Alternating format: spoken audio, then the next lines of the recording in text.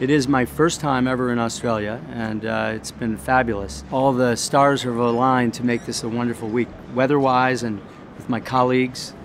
Wonderful people, food, architecture, beaches. I even surfed one day.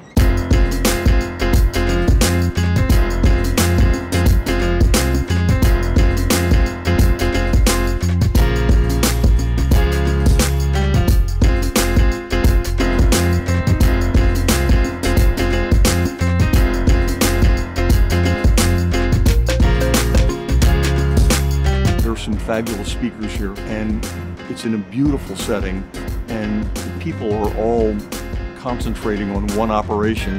So we've got it's sort of a perfect storm to have a wonderful, intimate meeting. This is the first time the Australasian Academy of Facial Plastic Surgery have co-convened a meeting with the Australian Society of Plastic Surgeons, bringing together Australia's most prominent facial, reconstructive and aesthetic surgeons.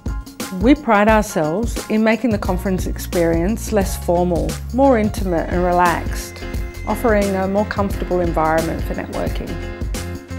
The point of having a collaborative event means that you get an input from two different approaches to things. Plastic surgery's traditionally come at it from, I guess, an aesthetic angle and hasn't been as keen on looking at function, and the ENT surgeons possibly the reverse. But when you look at somebody who really studies rhinoplasty, they're just as focused on the aesthetic side of things, the functional side of things, and whether it lasts.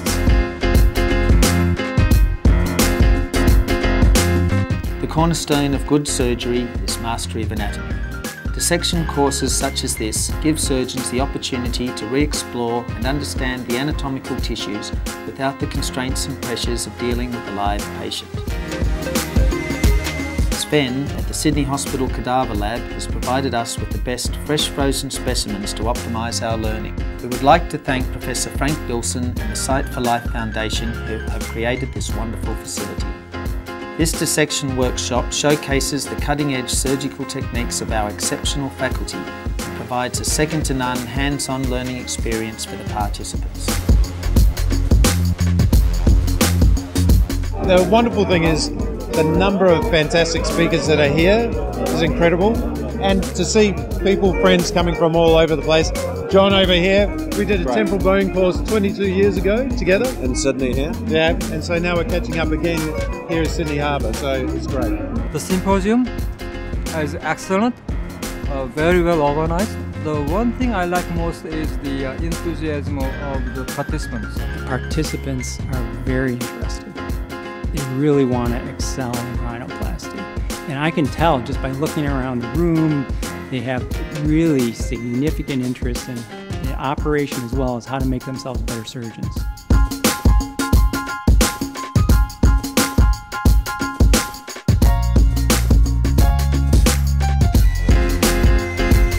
I think in the future it doesn't depend on your license what you are doing. That means up till now the aesthetic rhinoplasties have belonged to the plastic surgeons, the functional nasal work belonged to the ENT, but now this meeting is a great example that the cooperation brings us forward in the future, and I think this will be the future, the cooperation between the people from all different fields to get better results for the patients.